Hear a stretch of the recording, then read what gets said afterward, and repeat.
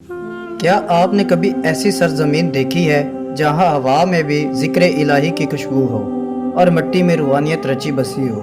آئیے چلتے ہیں رجوع صدا ضلع چنیوٹ کی مقدس دھرتی پر، جہاں ہر قدم پر تاریخ سرگوشی کرتی ہے اور ہر اینٹ میں کوئی ولی اللہ سویا ہوا ہے۔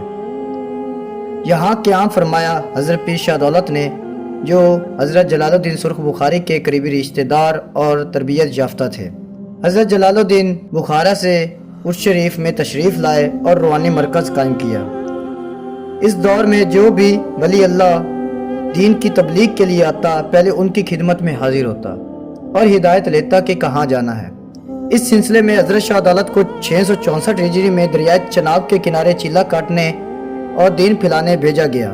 آپ نے برسوں عبادت، تبلیغ اور خدمت میں گزارے، گمراہی کو علم، عشق اور نور میں بدل دیا اور 725 ہجری میں وصال فرمایا۔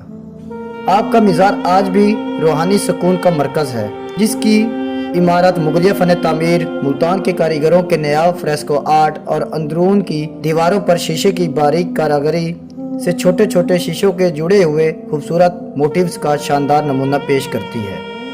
مزار میں موجود ایک قدیم قبرستان بھی ہے، جہاں صدیوں پرانی قبریں خاموشی سے اپنے راز سنبھالے بیٹھی ہے۔ کہا جاتا ہے کہ ہر جمعے کی رات یہاں کے ہر ولی اللہ حضرت پیر شاہ دولت کی بارگاہ میں روحانی حاضری دینے آتے ہیں۔